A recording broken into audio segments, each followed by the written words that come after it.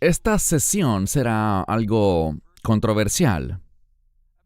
Creo que la mayoría de las personas, al menos al principio, no estarán de acuerdo con el punto principal.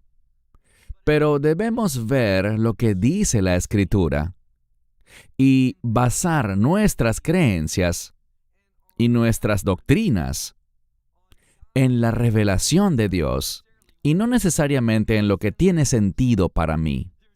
Muchas veces me encuentro con un pasaje y tengo una fuerte convicción sobre él, pero a través de la oración, a través del consejo de otros creyentes, he visto cómo, al principio, estaba lejos de lo que Dios allí revela.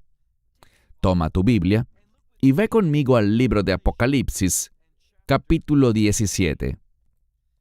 Ya hemos hablado sobre esa bestia y mencioné que hay dos bestias, al menos en Apocalipsis 13. Está la primera bestia que representa al imperio del anticristo y luego la segunda bestia que es, de hecho, el anticristo mismo. Y ahora vamos a ver más de cerca lo que debemos saber sobre esa bestia, ese imperio, que el anticristo gobernará. Ya hemos visto que es un imperio blasfemo. Está en contra de la justicia de Dios y en contra de los propósitos de Dios. Miren conmigo el versículo 1, Apocalipsis 17, verso 1. Uno de los 7 ángeles que tienen las 7 copas, así que aquí hay una referencia a lo que trató el capítulo anterior, los juicios de las copas. Como todos saben, tenemos los juicios de las trompetas, que representan la ira de Dios. Pero se trata de una ira reducida de Dios, y lo digo por lo siguiente. Si se fijan en los juicios de las trompetas, un número se repite una y otra vez. El número 1/3. Pero cuando vemos los juicios de las copas, que en inglés también son llamadas frascos o tazones, cuando estas copas se derraman, leemos reiteradamente que allí la ira de Dios se completa. Esto trae fin a la ira de Dios. Y eso es profético, porque vemos en otras partes de la Escritura que esta profecía de Daniel capítulo 8 nos deja ver que es un pasaje para los tiempos finales y no para el pasado. De hecho, la mayoría de los eruditos judíos y cristianos ven Daniel 8 como una profecía ya cumplida, pero yo no.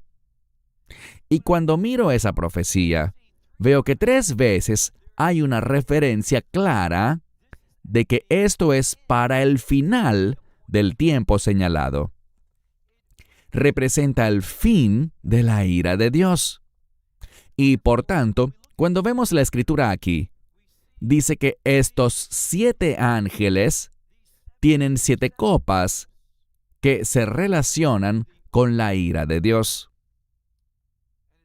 Y dice aquí que Él estaba hablando conmigo, diciéndome, ven y te mostraré el juicio. Vemos que hay una relación estrecha entre el juicio de Dios y la ira de Dios. Y vemos que ambas cosas están relacionadas porque traen el orden de Dios. Entonces dice, te mostraré el juicio de la gran ramera. Bien, sabemos proféticamente que la prostitución puede relacionarse con el adulterio, y más comúnmente cuando miramos la profecía de Ezequiel o la profecía de Jeremías o la de Isaías o de cualquiera de los profetas, vemos que frecuentemente la idolatría es referida como adulterio.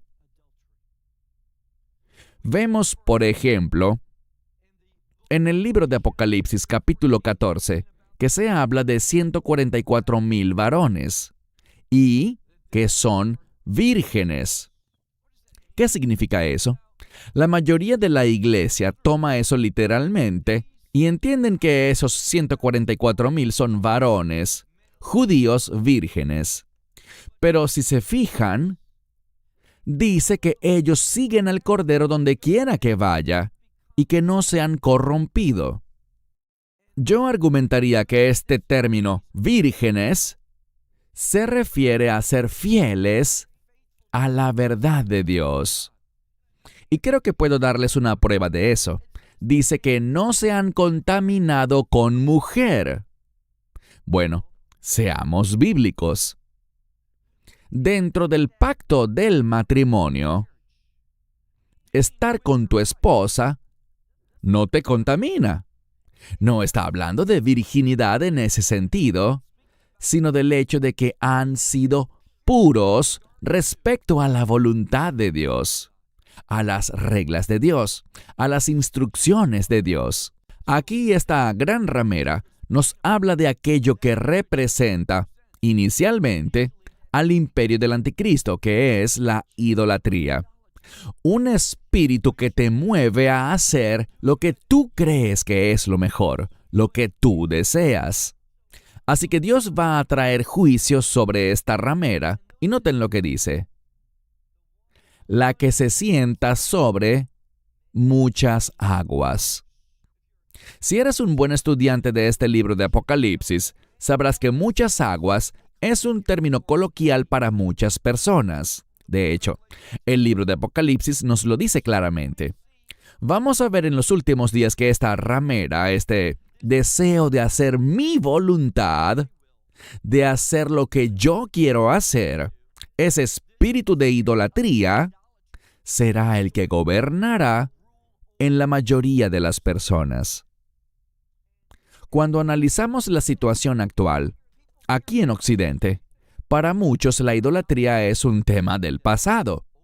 Pero vayan a Bangkok, vayan a Camboya, vayan a algunos de esos lugares en Asia y verán literalmente a personas que tienen santuarios en pleno centro de Bangkok o afuera de un centro comercial, donde las personas llevan ofrendas y adoran ídolos. Es algo común y aceptado.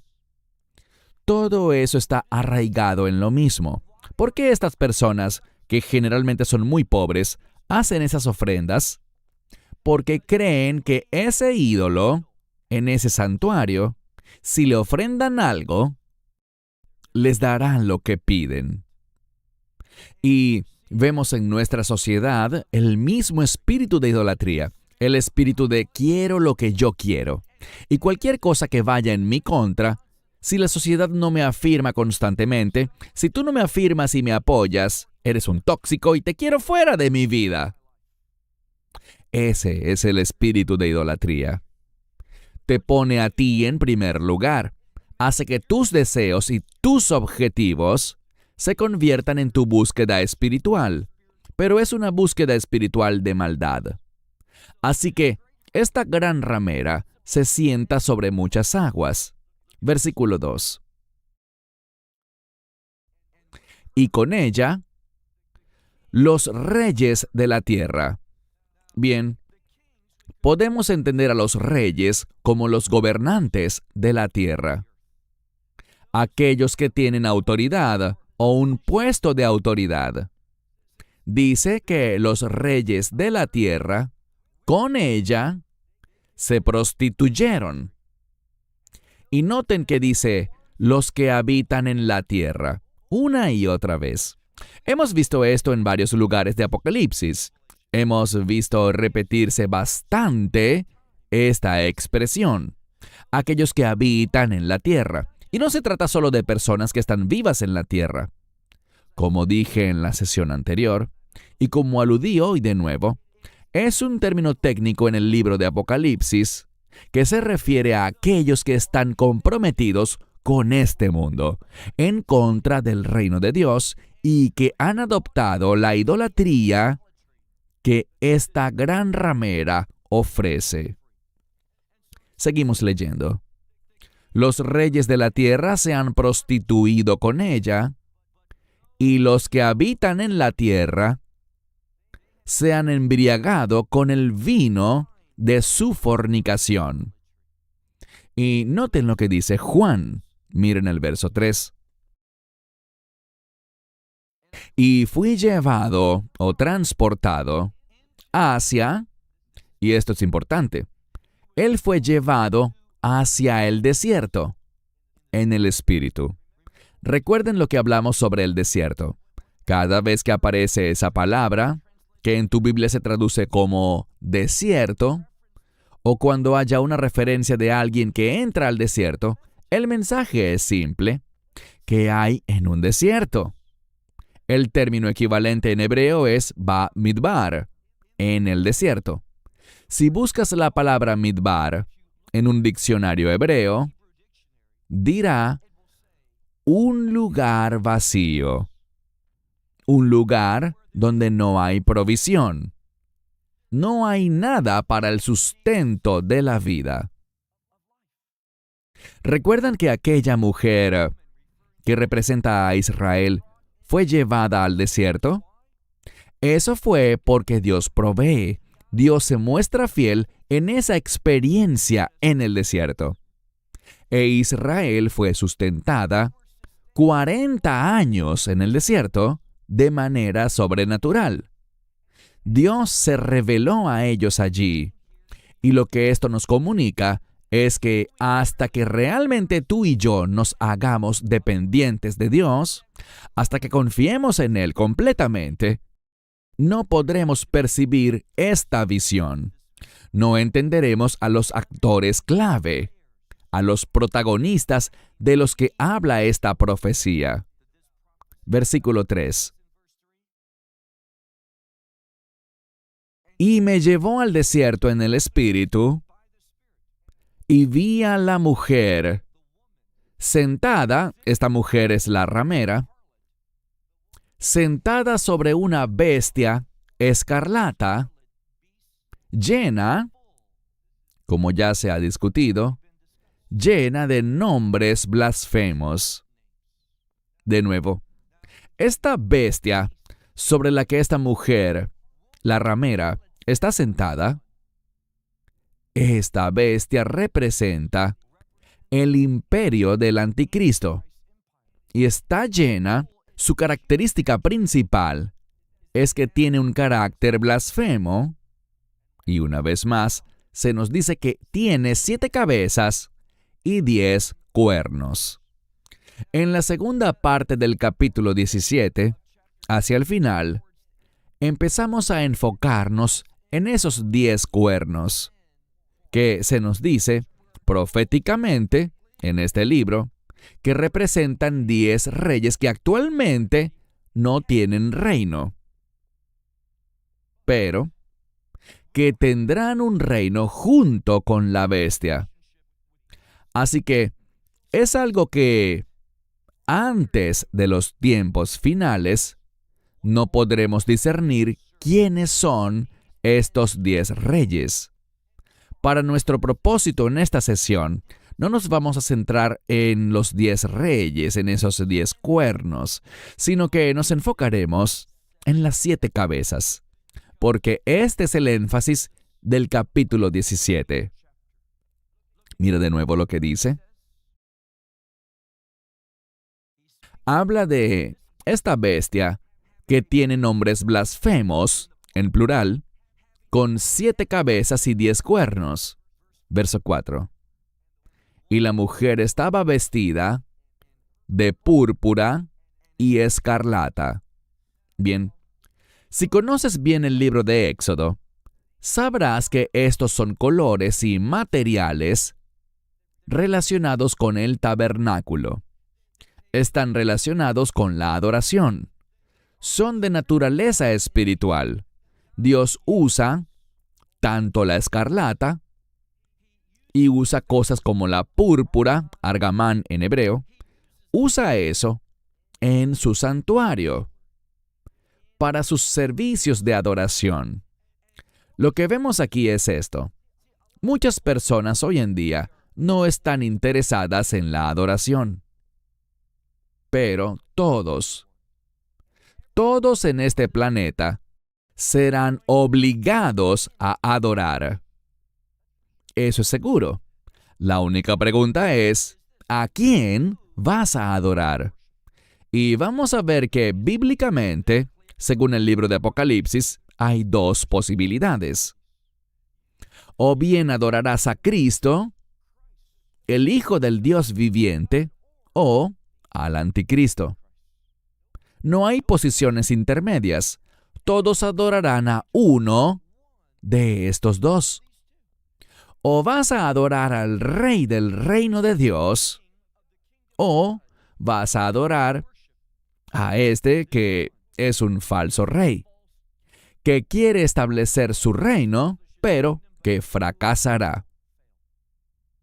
Y ya vimos eso en Apocalipsis 13. Porque en Apocalipsis 13, recuerden que hablamos de que todos tendrán que hacer una imagen de esa bestia y jurar lealtad a esa bestia, a ese imperio. Si no lo haces, esa imagen que cobrará vida también te matará. Así que todo el mundo adorará. Y aquí tenemos la imagen de esta bestia vestida de púrpura y escarlata, como una falsa representación de la adoración a Dios. Y dice que estaba adornada con oro, con piedras preciosas y con perlas.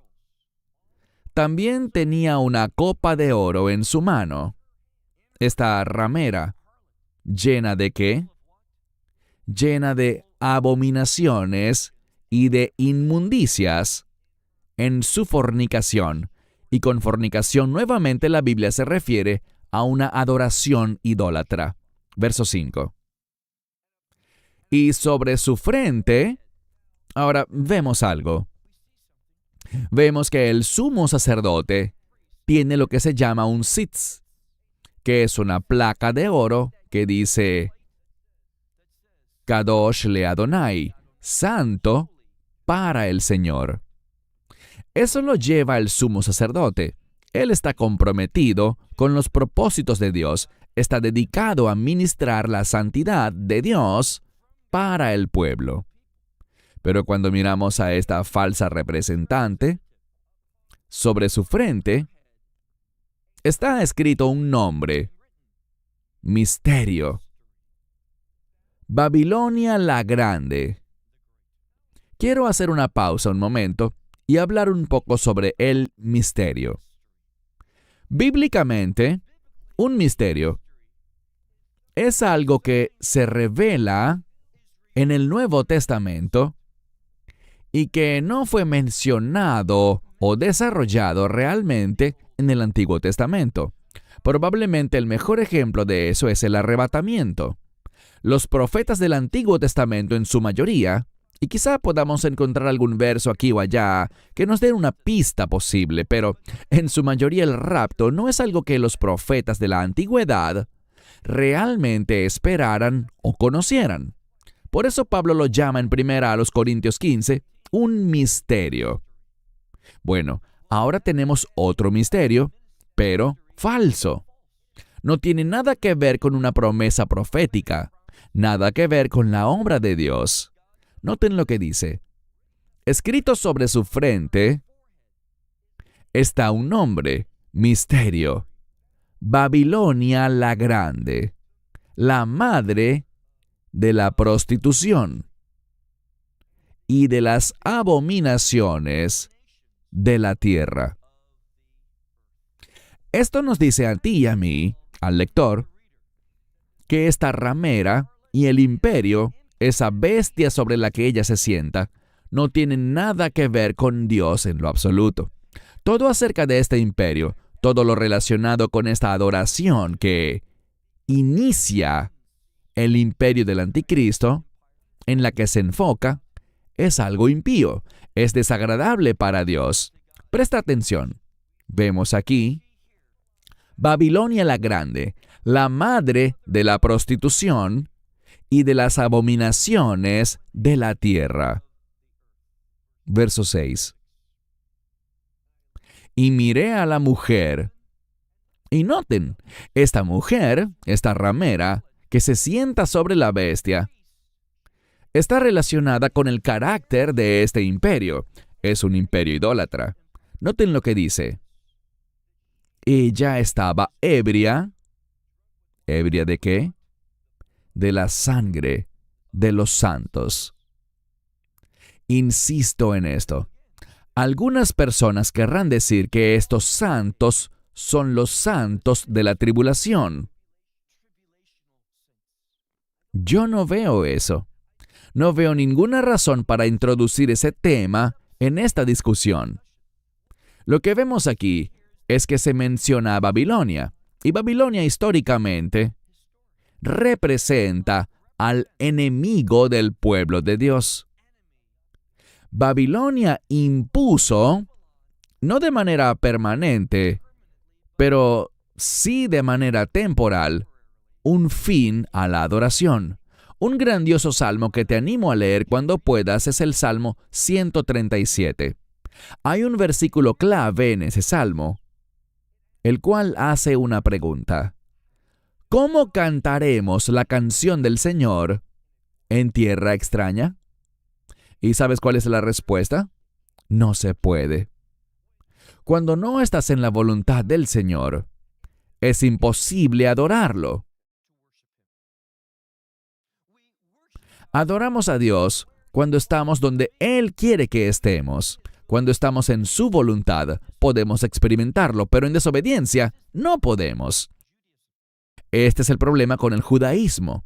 El judaísmo ha reconstruido su religión para intentar adorar a Dios en tierra extranjera.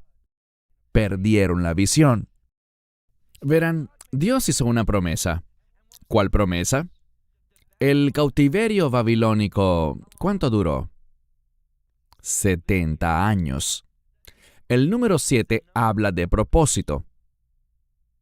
Así que con 70 años lo que Dios estaba diciendo es esto. Voy a llevarlos al cautiverio. Van a experimentar este exilio babilónico durante 70 años. ¿Por qué? Porque hay un propósito detrás de eso. Hay una razón para ello. Y ese cambio es lo que Él quería provocar. Ese era su propósito, que el pueblo debía cambiar con el fin de recuperar su relación de pacto. Cuando Dios trajo a los babilonios a la tierra, y ellos comenzaron a destruir las ciudades de Judá, posteriormente sitiaron Jerusalén, y finalmente destruyeron el templo, dejando la ciudad en ruinas, eso marcó un fin. Cuando vemos aquí, descubrimos que este imperio maligno del anticristo es llamado Misterio Babilonia. ¿Por qué? Porque de esto se trata este imperio de los últimos días. Quiere hacer lo que Babilonia no pudo hacer hace 2500 años, y es traer un fin al pueblo del pacto. Así que vemos aquí que se llama Babilonia la Grande, la madre de la prostitución y de las abominaciones de la tierra. Y miré, y la mujer, esta ramera, estaba ebria de la sangre de los santos y de la sangre de los que testificaban de Yeshua. Y maravillado, me maravillé por ella con gran asombro. Esto lo dice Juan. Y el ángel me dijo, ¿por qué te maravillas? Yo te diré el misterio de la mujer. Y no solo el misterio de esta mujer, de esta ramera, sino también de la bestia, de esta que la carga y que tiene, vemos esto mismo una y otra vez, esta bestia que tiene 7 cabezas y 10 cuernos. Verso 8. En este momento Juan, al recibir esta visión, nos revelará algo de máxima importancia. Y lo que va a decirnos es que esto no es algo nuevo. Esto es algo que le ha sucedido consistentemente a su pueblo de pacto. Porque esta bestia querrá destruir a la iglesia. Pero al final, esta bestia fijará su mirada sobre Israel. Porque si logra destruir a Israel, los propósitos de Dios no se establecerán. Así que dice aquí, mira con cuidado. Verso 8. La bestia, y de nuevo, si miras por ejemplo en Daniel, encontrarás que Daniel es quien nos revela que una bestia es un imperio. Así que no se refiere literalmente a una bestia, sino a un imperio. Y dice, la bestia que viste era y no es. Y está a punto de subir del abismo. Si conoces este libro de Apocalipsis, sabrás que hay una relación entre el abismo y Satanás. Este abismo se relaciona con el Hades o el infierno, y sabemos algo de lo que hablaremos en nuestra próxima sesión, nuestra última sesión, que Satanás será tomado o detenido, y me encanta esto, por un ángel. Al decir esto, recuerdo que una vez vino un niño pequeño, muy paciente, muy respetuoso. Se me acercó y me dijo, tengo una pregunta. Y le pregunté, ¿cuál es tu pregunta?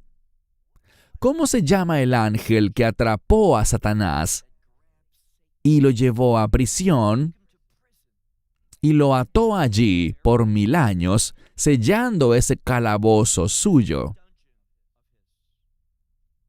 Y la buena noticia es esta. No se nos dice.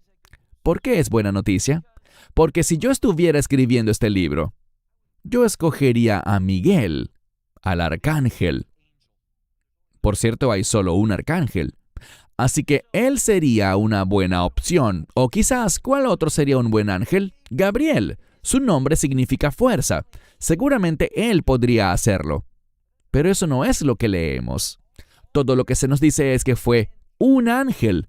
No uno específico. No uno súper especial. La falta de ese artículo definido allí implica que cualquier ángel pudo hacerlo. Y lo que deberíamos extraer de esto es algo muy profundo, y es lo siguiente. La razón por la que cualquier ángel puede hacer este trabajo es porque Satanás ha sido derrotado.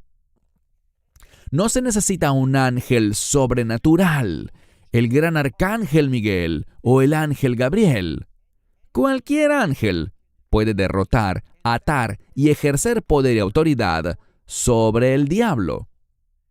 Así que aquí, cuando vemos el texto, dice, la bestia que era y no es, está a punto de subir del abismo.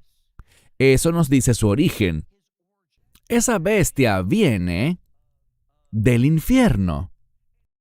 De ninguna manera está conectada con Dios, y lo sabemos. Pero noten algo más. Esta bestia, además, ¿se dirige a dónde?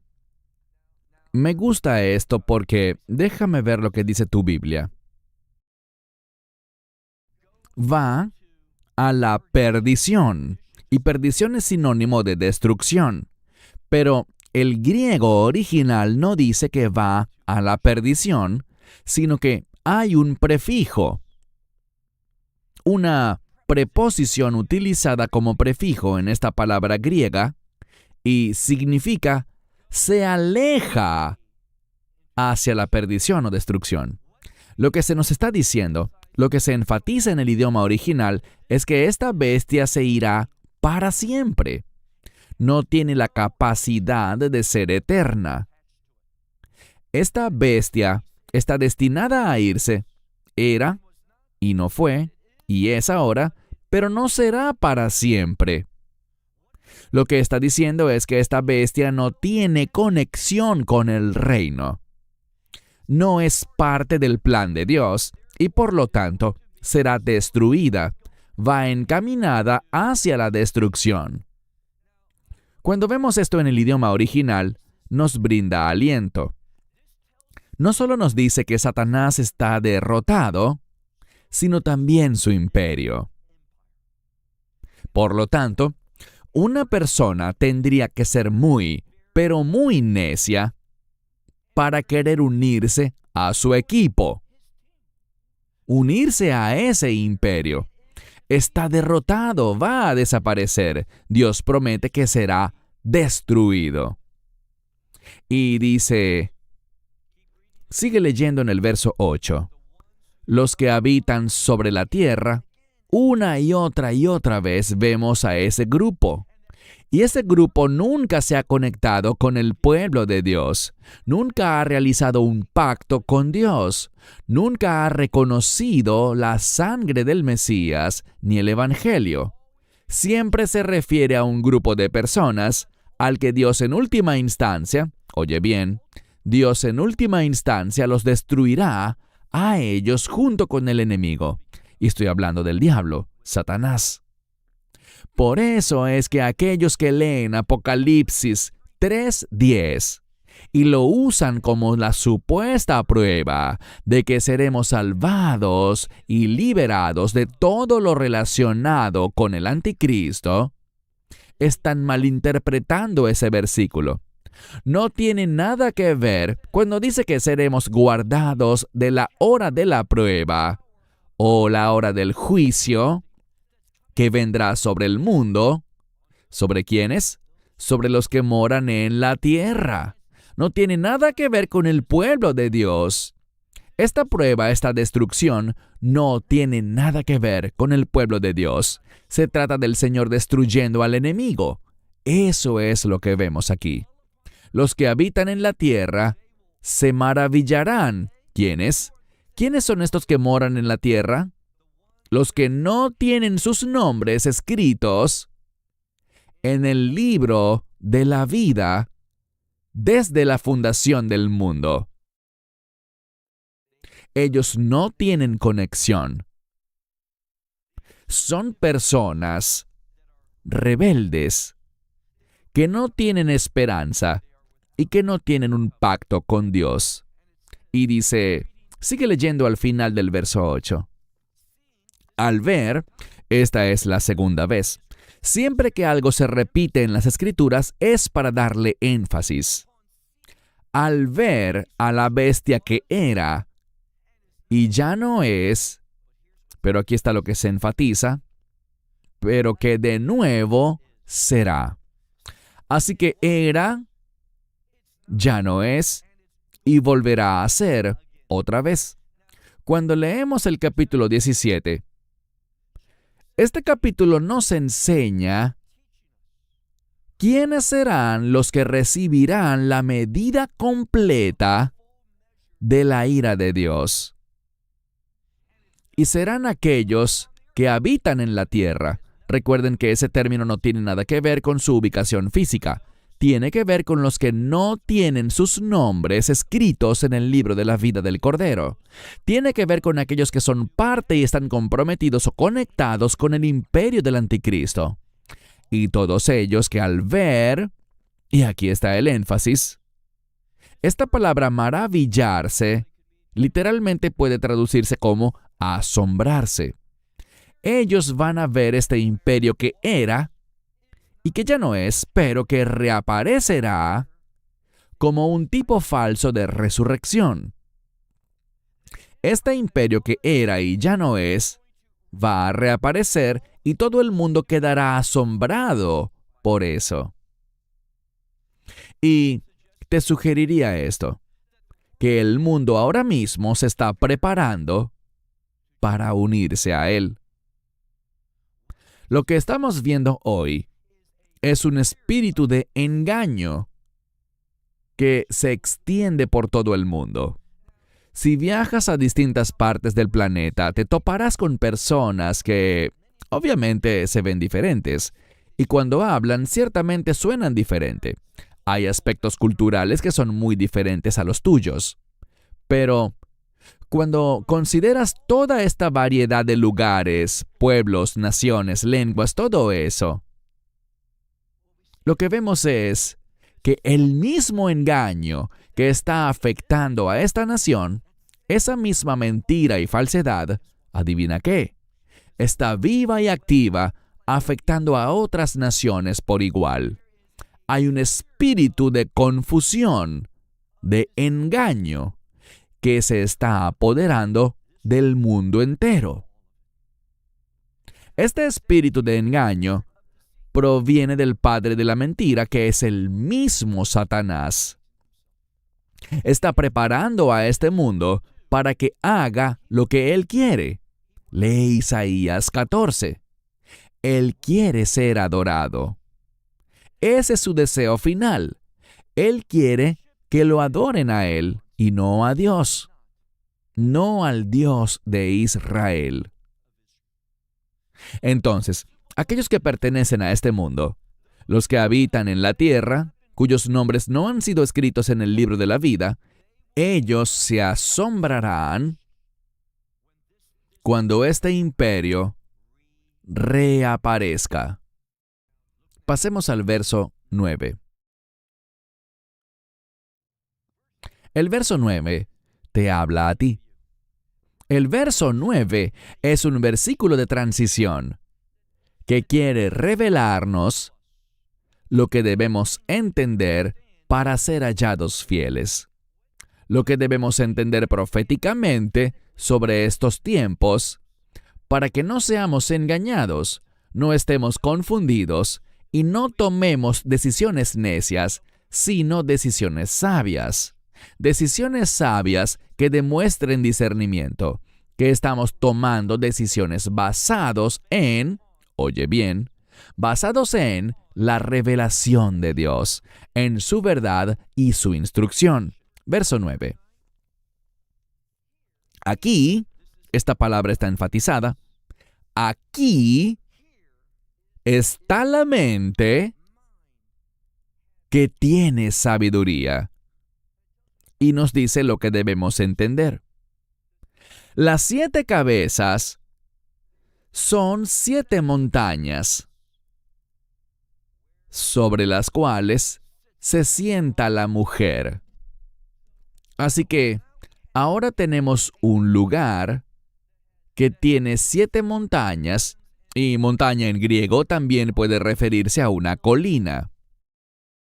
Tenemos este lugar.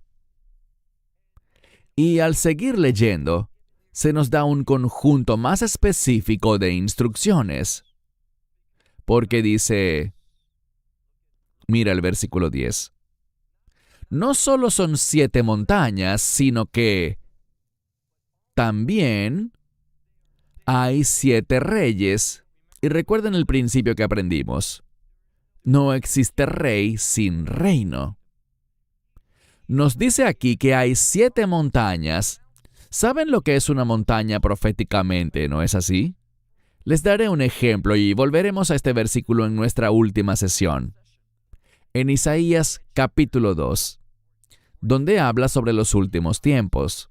¿Qué sucederá en los últimos tiempos? La montaña del Señor se convertirá en la montaña mayor. Esa palabra mayor significa la montaña principal. ¿Qué es una montaña proféticamente? Una montaña es un gobierno.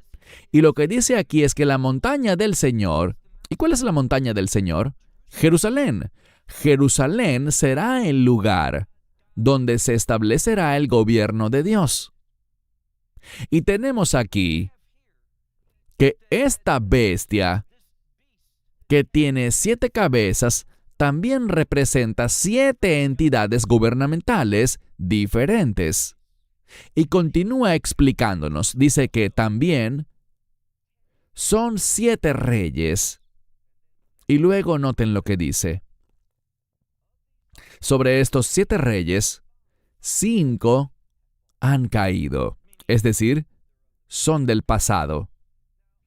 Y podemos ser muy específicos, esta no es mi interpretación. Si lees prácticamente a cualquier comentarista sobre el libro de Apocalipsis para este pasaje, hay un gran acuerdo entre todos en que, al hablar de esos 5 imperios, esos 5 gobiernos que han caído ya, ¿cuáles son?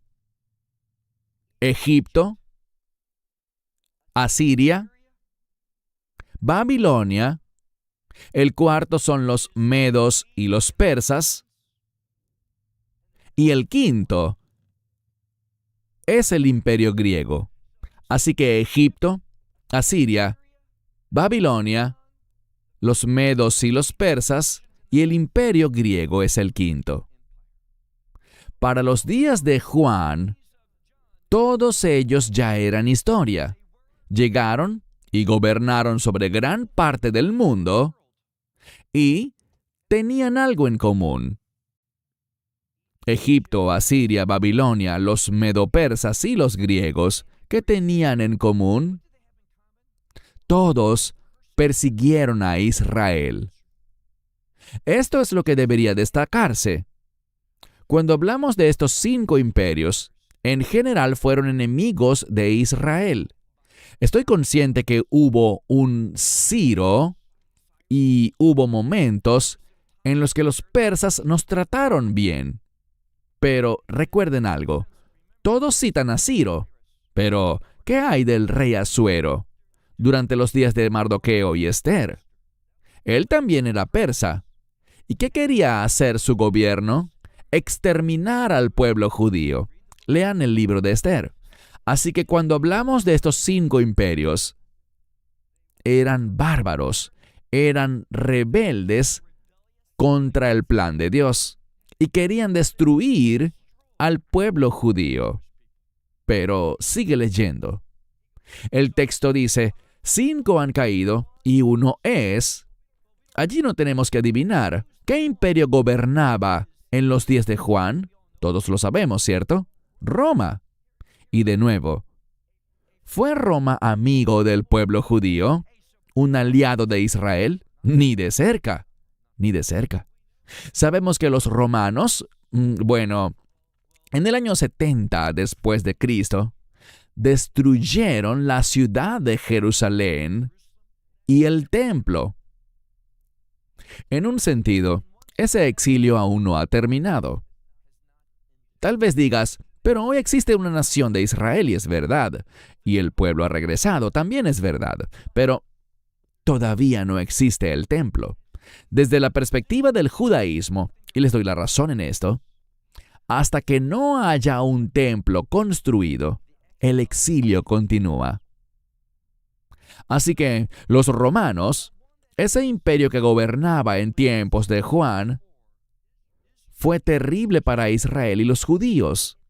El exilio duró 1800 años y todavía continúa, porque no hay un templo. Pero se pone más interesante, porque si seguimos leyendo, dice, y el otro vendrá. Y cuando venga, por un poco de tiempo, es necesario que permanezca. Ahora, ¿qué imperio podría ser este? ¿Qué número es? Es el 7º.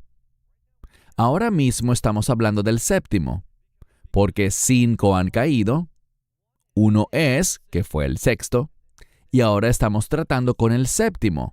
Recuerden eso. Se nos da más información. Cuando miramos a Egipto como imperio, Egipto permaneció por siglos. Asiria, muchas personas no saben mucho de Asiria, pero Asiria fue quizás el imperio más fuerte en la historia. Ciertamente, tuvo el territorio más extenso de cualquier imperio. Asiria fue poderoso. De hecho, el reino del norte, conocido como Israel, fue llevado cautivo por Asiria. Y por cierto, ese exilio tampoco ha terminado. El pueblo que fue llevado por los asirios jamás regresó, en su mayoría.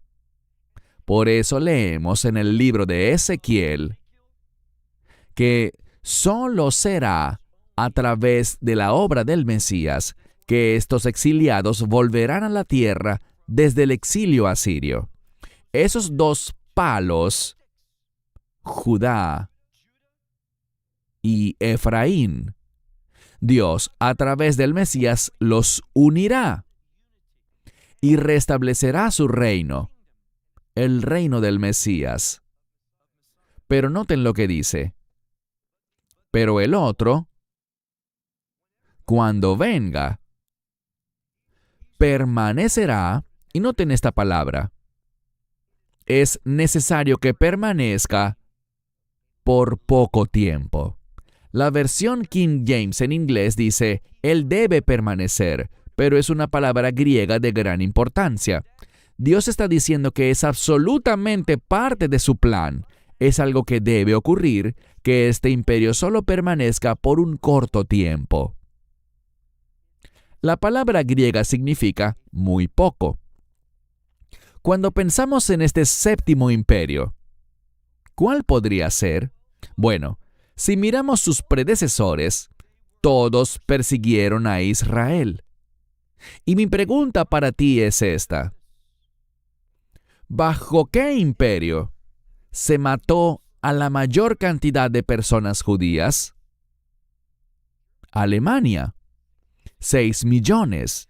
Y ese imperio, comparado con todos los demás que hemos mencionado, el imperio nazi fue muy breve. Yo no estoy sugiriendo que tenga que haber una especie de resurrección de la Alemania nazi. Ni siquiera tiene que ocurrir en Alemania.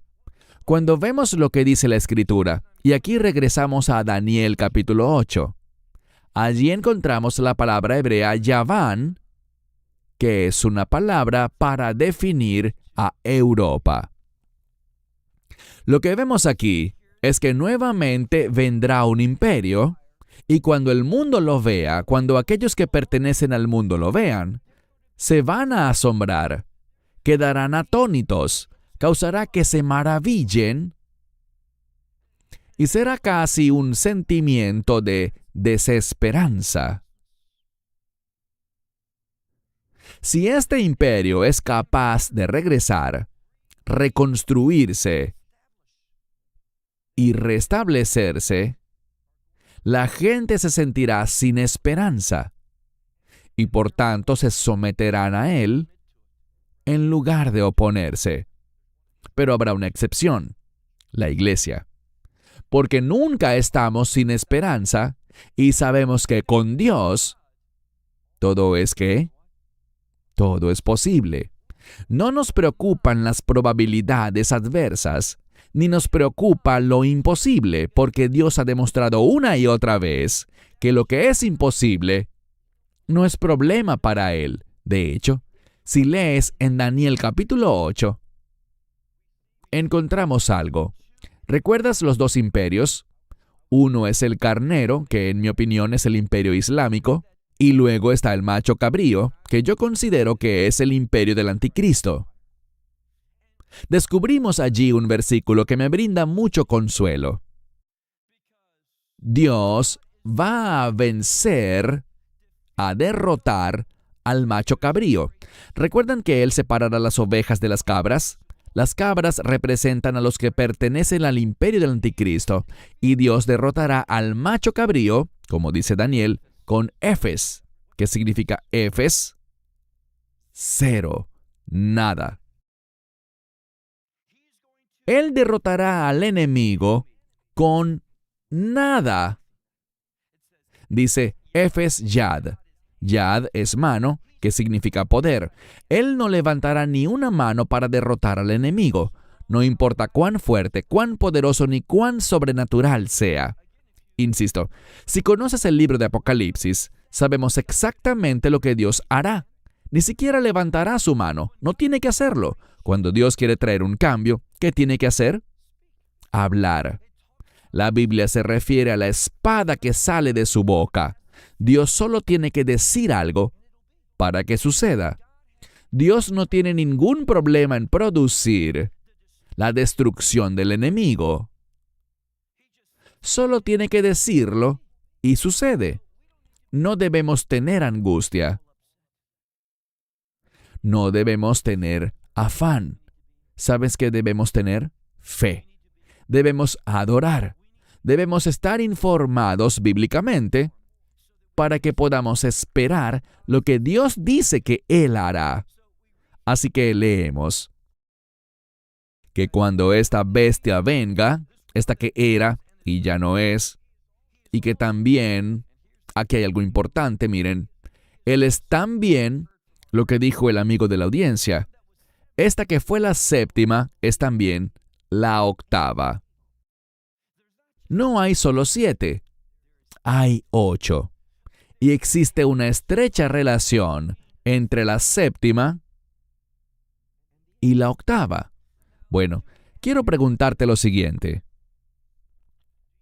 ¿No creerías tú que el mayor perseguidor del pueblo judío, ese imperio que fue responsable de la muerte de 6 millones de judíos y que además aproximadamente causó la muerte de 80 millones más en todo el planeta, tiene importancia profética? Yo sí lo creo. Y además, cuando vemos que la Alemania nazi solo estuvo presente por un breve periodo de tiempo, esto encaja con las credenciales. Fue un imperio perseguidor, pero no permaneció por mucho tiempo. Y para mí, cuando miro el mundo actual, y seamos más específicos, cuando miro el país en el que estamos ahora, Estados Unidos, observo que el antisemitismo está explotando. Percibo un gran odio contra Israel y el pueblo judío, que está allí afuera, es visible, es frontal, en todo este país y en el mundo entero.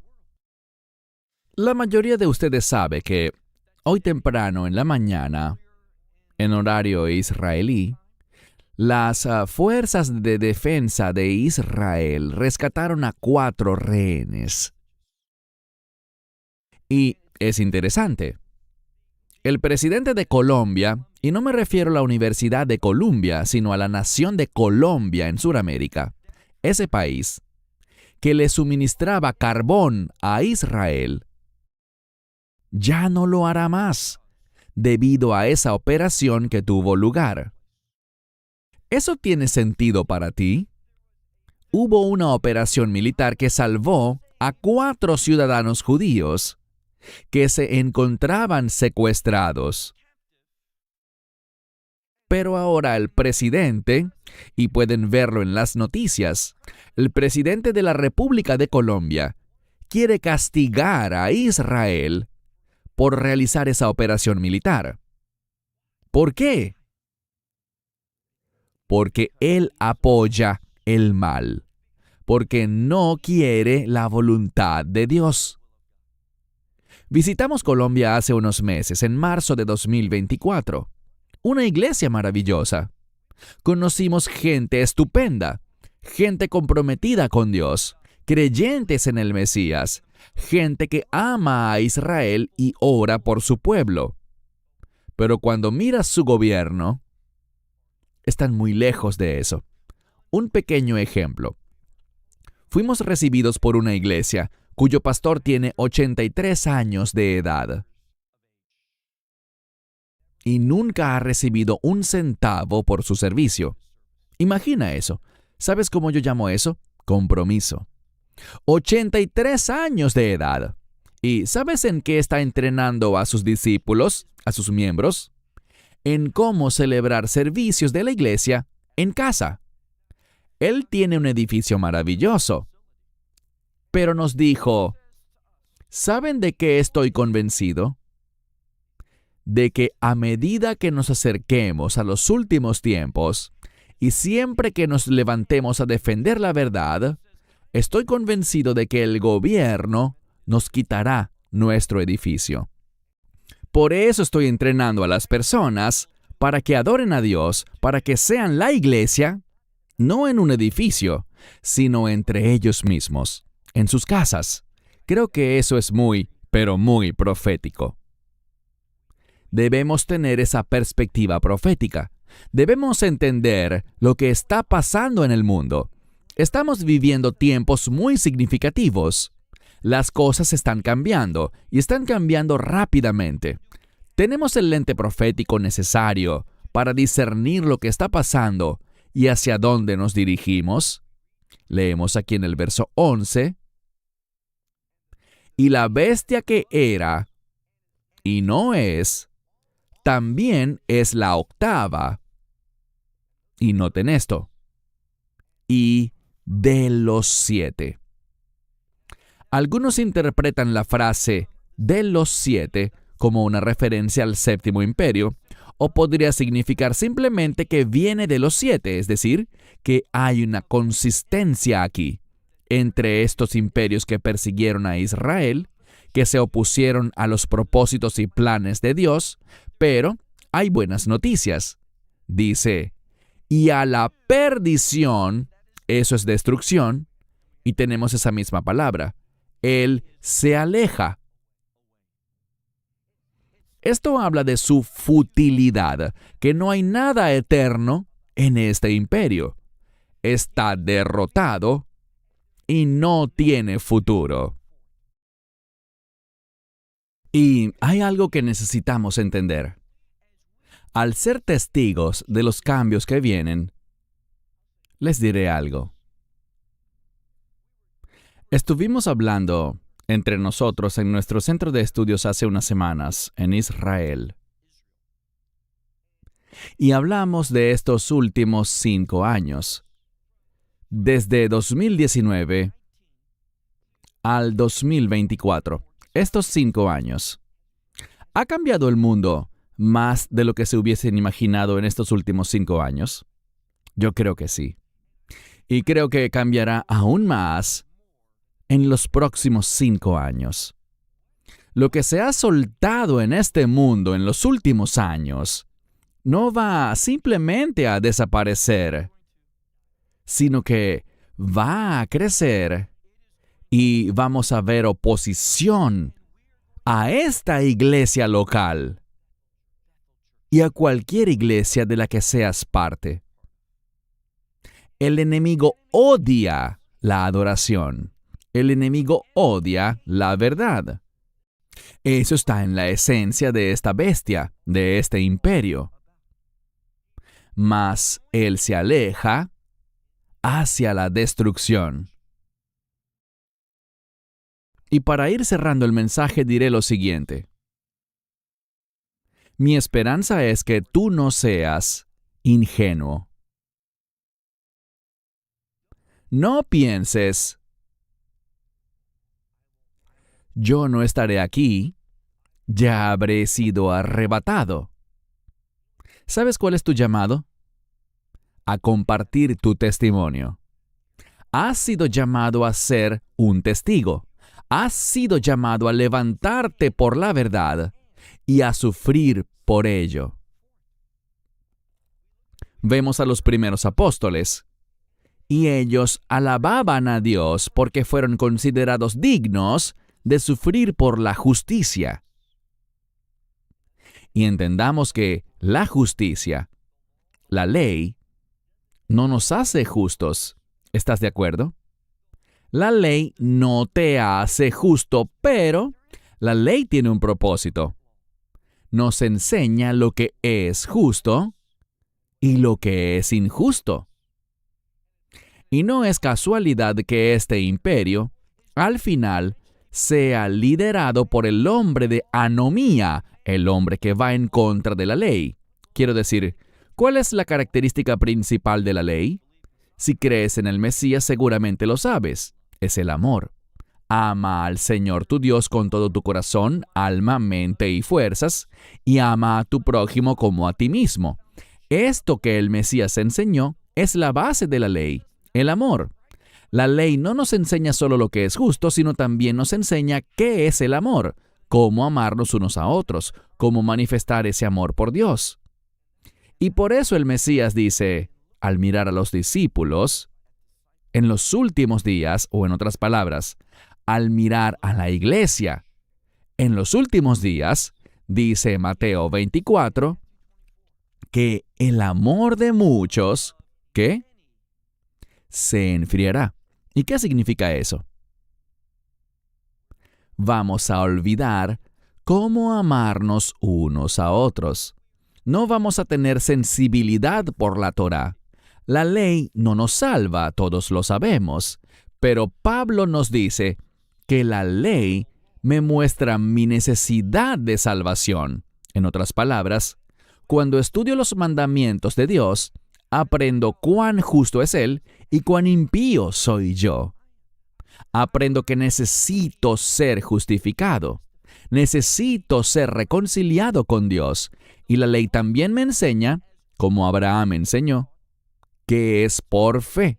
Abraham creyó en Dios y Dios se lo contó como justicia, no por obras, sino por fe. Así que, si no estamos comprometidos con la verdad de la ley de Dios, no vamos a tener el lente para discernir.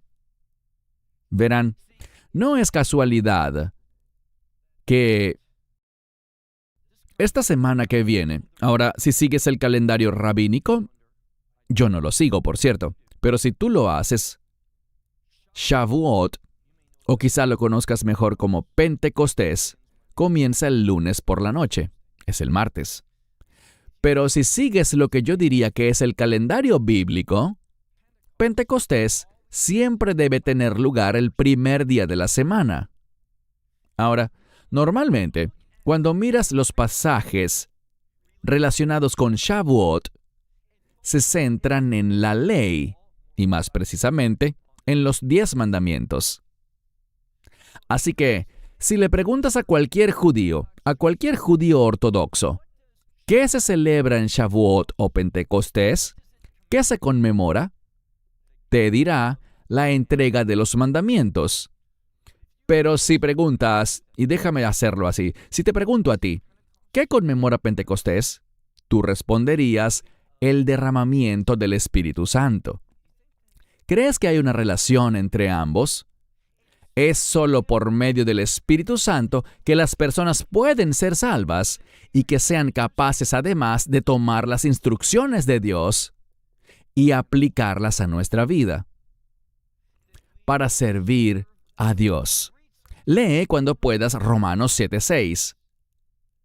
Dice que debemos servir a Dios no bajo el régimen viejo de la letra, sino en el régimen nuevo del Espíritu. ¿Y qué se supone que debemos hacer? Servir a Dios. Y Él ha provisto su Espíritu Santo, que es el Espíritu del Mesías, con el fin de que podamos hacerlo. ¿Y qué dice la Escritura? Que cuando venga el Espíritu Santo, nos guiará a toda verdad. Nos guiará hacia la justicia. ¿Qué significa eso? La justicia es la característica principal del reino de Dios. Solo por medio del Espíritu Santo podemos demostrar justicia. Y concluiré con esto. Romanos capítulo 8, verso 4. Aquellos que no andan en la carne, sino en el Espíritu, cumplen la justicia de la ley. A eso hemos sido llamados. Ese es el testimonio, que la gente nos mire y cuando vean cómo somos guiados por el Espíritu, cuando vean la justicia de Dios en nosotros, ¿qué harán? Alabarán a nuestro Padre Celestial, lo adorarán a Él. Ese es el llamado de la iglesia. Y eso es lo que hemos sido llamados a hacer en medio de la dificultad, tomar la cruz y seguir a Cristo. Padre Dios, te alabamos, porque eres verdaderamente un Dios de justicia. Te exaltamos porque tu reino está cerca y que toda esta oscuridad, maldad e iniquidad que se manifiestan por todo el mundo, sabemos que todo eso es temporal. Sabemos que todo eso desaparecerá. Señor, oramos por fortaleza. Oramos por un espíritu de resistencia y perseverancia. Oramos para ser vencedores y que podamos dar un testimonio de tu reino, de tu poder, de tu gloria y de tu unción, que está sobre nosotros y en nosotros, para que podamos vivir de una manera que exalte tu santo nombre.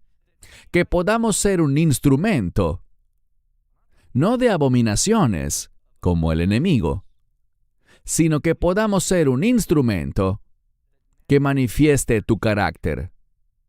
Un carácter de justicia, un carácter de gloria, un carácter de santidad.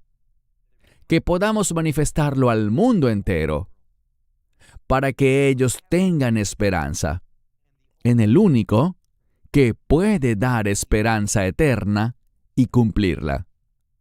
Oramos en el nombre de Yeshua HaMashiach, Jesucristo. Amén. Amén. Esperamos que te hayas edificado con el mensaje de hoy y lo compartas con otros. Te invitamos a seguir nuestros estudios cada semana por este canal y por el portal de YouTube de Amarás a Israel. También puedes descargar nuestra aplicación móvil gratuita, Mi Estudio Bíblico. Finalmente, para obtener más información sobre nosotros, visita nuestra web amarasaisrael.org, donde encontrarás otras conferencias de Baruch en audio, video y texto. Hasta el próximo programa. Que el Señor te bendiga en Yeshua HaMashiach, Jesús el Mesías, mientras caminas con Él. Shalom desde Israel.